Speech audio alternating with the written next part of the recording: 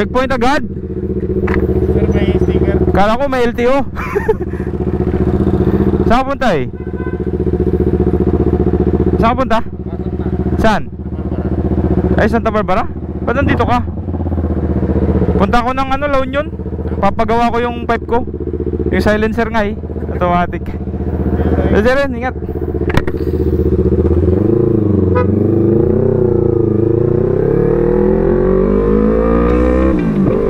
Yan, so what's up guys? Good morning, MJ Moto TV here. And for today's video, pupunta tayo ngayon ng La Union. Yan, so medyo makulimlim, no? Actually kanina bago ko umalis, mga around 7, umambon. Kaya ayan, 7:40, yan 7:50 na ako nakaalis. So papunta tayo ng Bawang ngayon guys, para ipakabit yung ating automatic na exhaust valve. Traffic na naman. Good morning talaga mga tropang tricycle driver.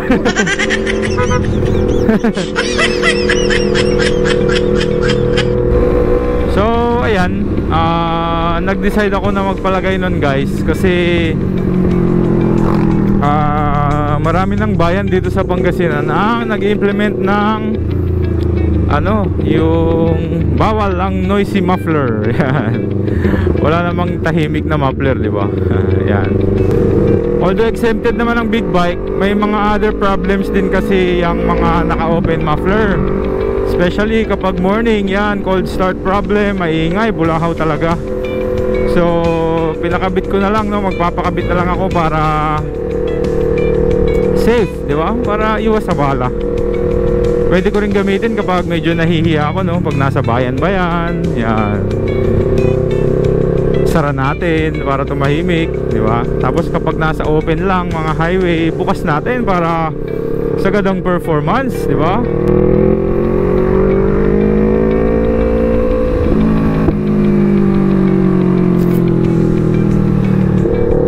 So, yan, sa Bawang nga pala tayo pupunta guys, sa Twin Brothers. Tapos plano ko rin sana mag-Baguio mamaya. Pero mukhang hindi na kasi ano talaga, makulimlim. Baka maging wet ride pa yan, Gar. So try na lang natin pumunta ng SM San Fernando La Union. Yan, bagong open din yan. May SB rin ata doon, no? Starbucks. Pwede siguro, no? So sa Twin Brothers pala guys, doon din tayo doon din tayo nagpalagay ng ating full system. Sila rin yung may gawa niyan.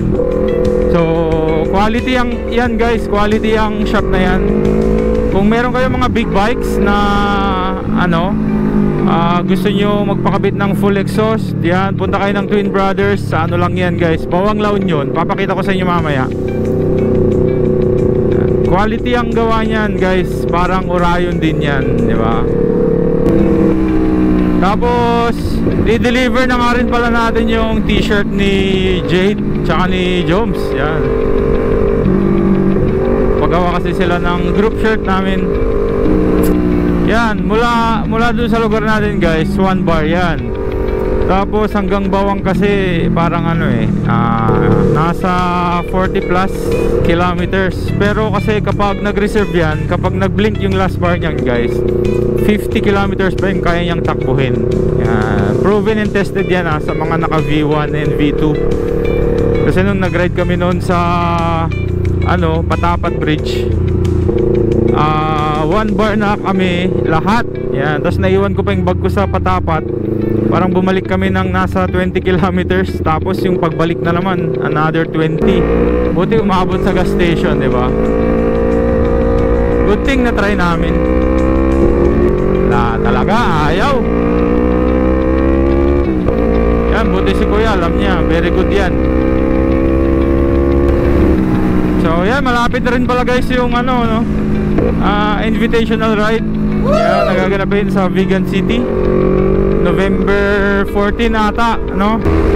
So hindi tayo makakasama guys kasi kabuanan na ni Mrs. Yan. So panibago na naman na mamimiss nating event. But anyway, meron namang mangyayaring mas importanteng event, di ba? Kaysa doon. Yan, kasi lalabas na yung aking panganay. Yan. So, thank you Lord, kasi iningatan mo po ang aking mag-ina. Yan. So, may tagapagmana na, no, ng ating bike.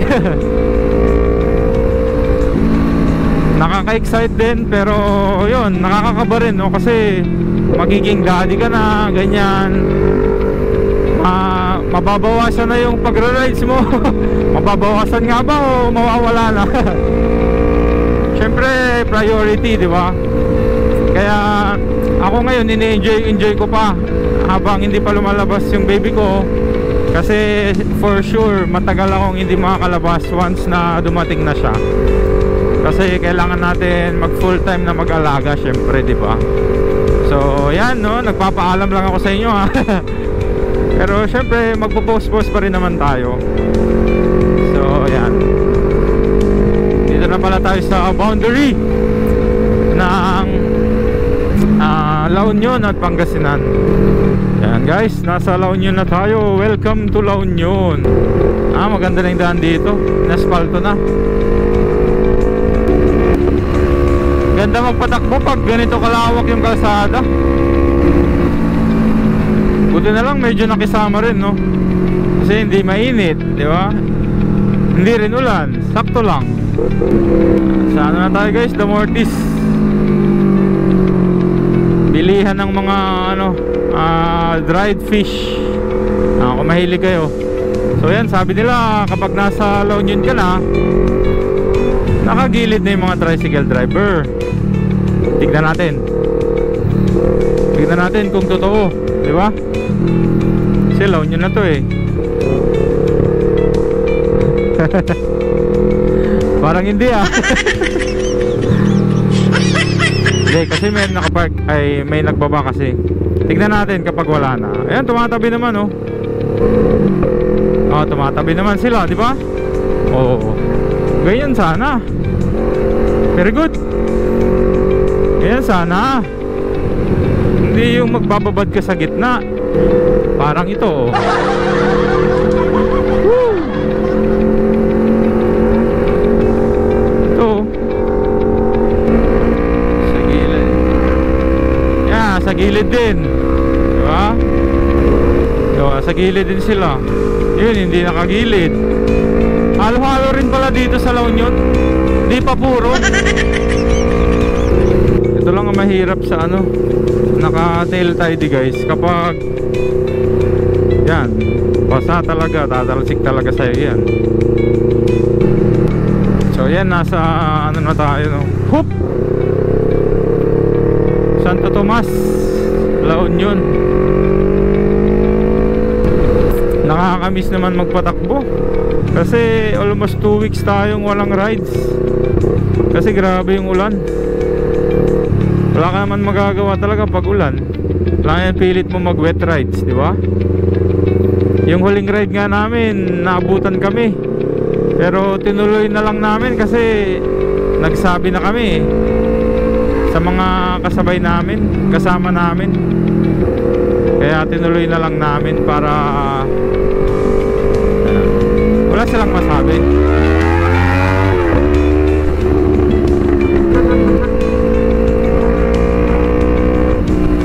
So yan ang nakakatakot.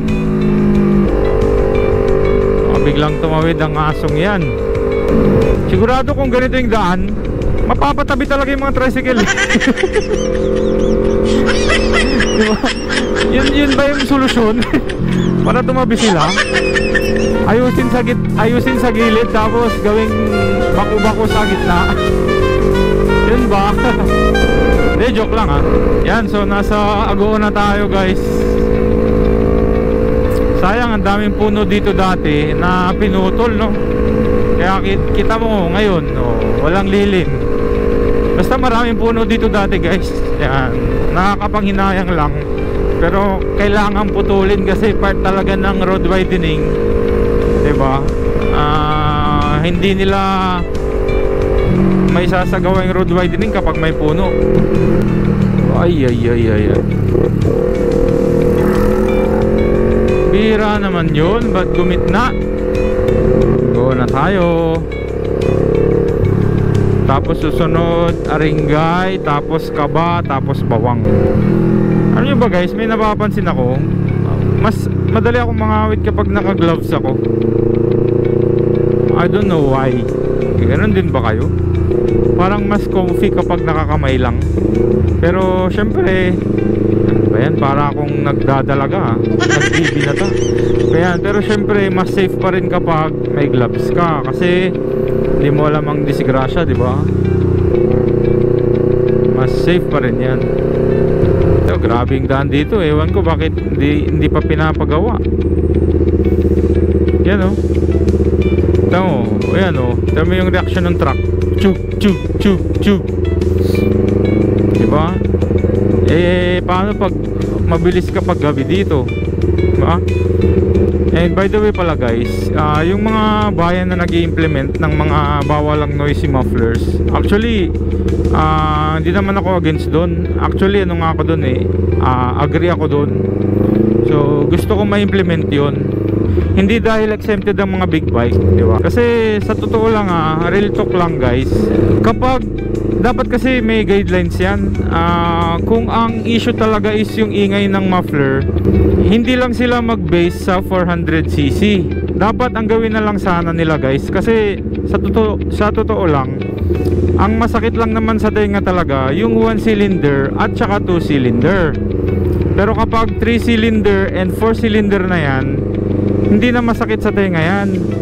So kung sana i-review nila, 'di ba, yung guidelines na gagawin para sa pag-implement niyan, dapat ganun na lang yung gawin nila, no? Sana may mag-suggest na hindi lang 400cc ang basehan para maging exempted ka dun sa noisy muffler, 'di ba? Mas maganda siguro kung ang guideline na ilalabas nila is ang exempted lang ay yung mga 3 cylinder and 4 cylinder up. Yan, mas maintindihan ko pa yan. Kasi kung ang issue talaga is yung noise pollution, ay nako, mas maingay pa sa mas maingay pa sa naka 1 cylinder ang 2 cylinder na 400cc, 'di ba? Na naka 180 crank degree setting. Diba? Sana yun yung mapansin nila, 'di ba? Para hindi rin anti-poor, di ba? Yun yung mga sinasabi kasi ng mga naka-lower CC, puro mahihirap yung tinatamaan ng mga ordinansa. Siguro mas maganda yun. Ang maging ang maging basehan nila is yung number of cylinders. If 3 cylinders and above, pwede ka nang mag-open muffler, di ba? Kasi hindi na masakit sa tenga yan. Masarap pakinggan yan, di ba? So, ko lang naman yun, no? Point of view ko lang yun, para sa akin lang at kung ang 2 cylinder talaga ay pagbabawal nila, o kagaya ko, naka 2 cylinder ako, yung mga NK 400, di ba? Ninja 400, Ninja 500, Ninja 650, yan, masakit sa tenga yung mga yan kasi 2 cylinder, hindi pa buo yung tunog niyan, di ba? Maingay din yan. Pero kung i-implement nila na ganon, 2 cylinder below, yung bawal gumamit ng open muffler, mas maganda, diba? Magko-comply ako. I'm very much willing and happy. Kasi sa totoo lang naman talaga maingay, diba? Di mas maganda pa yun, 4 cylinder na lang lahat or 3 cylinder, diba? Or pwede ring 2 cylinder basta naka 270 degree crank setting, diba? Kagaya ng MT-07, R7, yan, NK450, diba? Tapos yung CF Moto na 450 SR, diba? Yan yung mga 2 cylinder na hindi masakit sa tenga. So yun lang, share ko lang. Diba? Maganda, diba? At least hindi siya anti-poor lang, may matatamaan pa rin mga naka big bike, diba? Yan. And of course, tama rin naman na dapat may gagamiting may gagamiting decibel meter, hindi lang tantiometer or tengameter, di ba? Dito na, nakalagpas na tayo sa Agon. Hindi ko na malayan, kakadaldal ko. Grabe naman tong bus na to. So sa mga nagtatanong naman kung matipid daw ba ang R3 kapag na-remap, para sa akin sakto lang. Kasi merong mga hindi na-remap, ang average nila 20 kilometers per liter. Ako nag 21. Pero para sa akin matipid kasi tong mga to kapag lagi mo siyang nilolong ride, kung ang biyahe mo is malayuan. Pero kung mas marami yung city drive mo kaysa sa long ride mo, ay talagang bababa yung ano niyan, average niyan. Kasi yung iba nagtataka 17 daw yung ano nila, consumption, paano daw mapataas. Eh ilong ride nyo para tumaas yan, diba? Tsaka hindi rin nakadepende sa CC, no, yung tipid ng motor. Kasi may natry akong MT-07, ang average niya nasa 22. Ayan, 22 kilometers per liter, 700cc yun, ha. Samantalang ito sa atin 320, yan o, 21. Yung ano, mas matipid pa ng ano yun, di ba? Ng isang kilometer per liter yung MT-07. So kasi ang explanation siguro dun, guys, hindi kagaya nitong mababang CC, mabilis niyang kunin yung takbo niya. Hindi kagaya nung mga lower CC na hirap siyang kunin yung takbo. Yun ang explanation ko, diba? Hindi kagaya pag higher CC, isang piga mo lang, diba? Bigay na yung gusto mong takbo. Kaya siguro slightly mas matakaw tong mga lower CC. HPG, HPG car. Huwag ka lang tumuloy kung meron kang problema. Aringgay.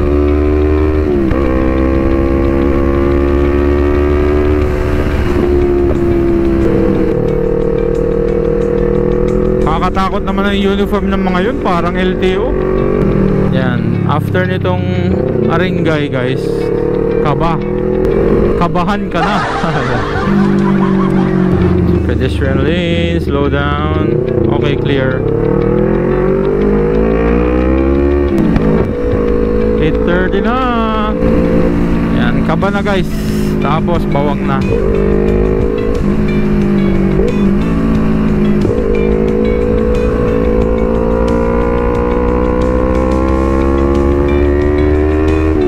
O, di ba? Gumigilid sila dito, guys. O, nasa gilid din yun. Nasa gilid din si kuya. O, yung e-bike nasa gilid din. O, diba? Nasa disiplina lang yan. O, tignan mo si kuya, o. May tubig kaya pumunta dito. Tapos bumalik din siya. O, tignan mo to, nasa gilid na naman. Nasa gilid din. Diba? Ano na, Pangasinan?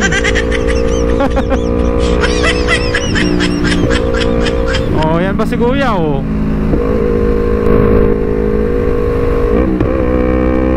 And finally, guys, nandito na nga tayo sa Bawang. So yan, binabaklas na ni kuya yung ating muffler. So sa mga nagtatanong pala, guys, kung saan itong Twin Brothers Muffler Shop, dito lang yan located sa Bawang, La Union. So kung galing kayo ng San Fernando, guys, right side papunta ng Agoo. Pero kung galing naman kayo ng Agoo at papunta kayo ng San Fernando, nasa left side siya, guys. Madali lang siya makita kasi nandito lang siya sa tabing kalsada. Ayan, Twin Brothers Muffler Shop. Sa part na to, guys, ay kinuha na nga ni kuya yung ating exhaust valve para masukat kung pasok ba siya dun sa ating tubo. Ayan, ang maganda lang dito kasi, guys, sa Twin Brothers, hindi sila nagmamadali. Talagang kapag gumawa sila, talagang quality, talagang sinusukat, no? Napaka meticulous nilang gumawa dito, hindi lang bara-bara kagaya ng ibang shop. So ayan, no? Talagang sinisipat ni kuya kung may tatamaan ba or wala. Ayan. So So ayun na guys, pinutulan na yung dati nating elbow, no, para gawan ng panibagong elbow dahil hindi na pwede yung dati niyang sukat kasi masyado nang mahaba ito, kaya pinutulan na nila. So dyan sa part na yan guys, ayan na yung previous na elbow natin, no. Sinisigurado lang nila na walang tatamaan sa ating foot peg and dun sa ating brake system para hindi tayo magkaberya sa daan. And dito pala sa part na to guys, pina-finalize na kung gaano kaiksi or kalaki yung puputulin nila sa elbow, and dun sila magbe-base sa gagawing bagong elbow. So yan, hanggang doon daw. So ito na nga pala yung pwesto ng ating exhaust valve. Mamaya palilinisan din natin yan, no? Papabuffing natin para maging bago tignan ang ating elbow. So ito pala to guys, sinimulan na nga ni Boss Nico yung titig weld ng magiging elbow natin. So ayan, no. So ito guys, na simulan na niya yung portion, i-fit ulit kung sakto ba and kung walang tatama. Ayan. So from the resonator pala guys hanggang dun sa ating muffler, yun yung papalitan nila. So hindi na natin magagamit yung previous na elbow natin, kung makikita nyo yan, kasi nagbago na yung position niya and tumatama na siya dun sa ating swing arm. Papalitan niya ng buo ni Boss Nico para talagang bago lahat. Right. And kapag nakuha na nga nila yung tamang fitment, ayan na guys, sisimulan na nilang i-weld yung ating elbow. So pagdidikit-dikitin na nila. Kung makikita nyo guys, yan ang sikretong malupit kung bakit maganda yung pagkaka-weld ng kanilang mga elbow dito sa Twin Brothers. So ayan guys, final fitment check, okay na yan guys. Susunod dyan is ibabuffing na yung ating elbow para mag-pump. So ayan, maraming salamat sa panonood guys. Enjoy the rest of the video.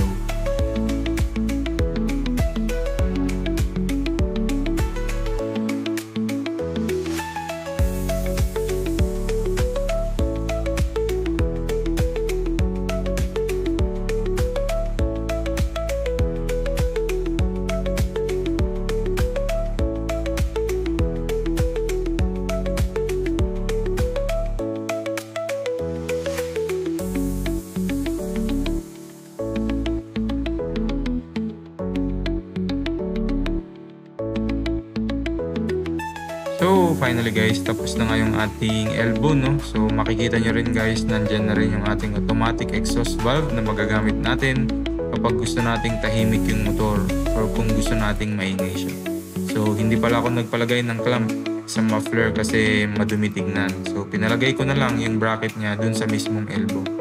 So yan guys, finishing touches, inaayos na lang yung lagayan ng ating spring, no, kung sakto pa. So makikita nyo guys, napakaganda ng quality ng gawa nila. Ayan, so maraming salamat sa Twin Brothers Muffler Shop.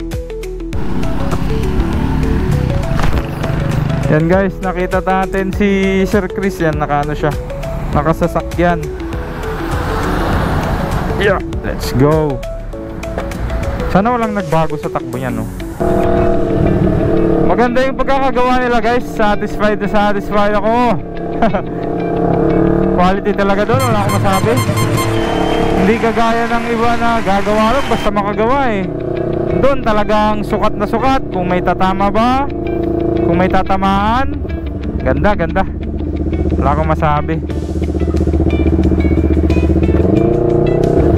Sana masalubog na natin si Pops para hindi na siya pupunta dito.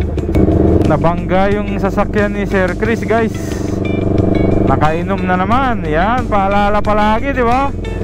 Don't drink and drive.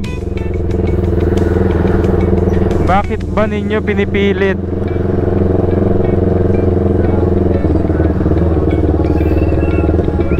Yan si Sir Bob. Pit natin siya.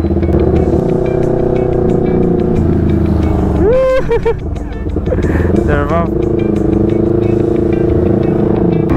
Woo! Sarap!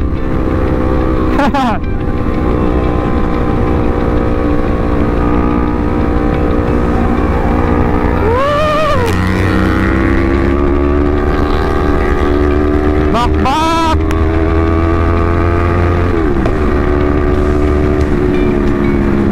Woo!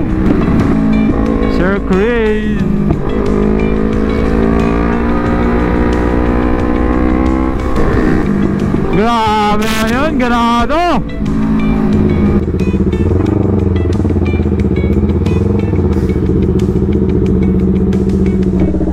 Yan guys, tapos na kaming mag-breakfast dito sa ano ni Sir Pops. Pupunta sana kami ng Baguio kaso may emergency kaya hindi na kami matutuloy. Next time na lang. Okay, so testing muna natin guys kung effective yung ating nilagay na automatic exhaust valve. So yan, pakinggan nyo guys yung ating sound check.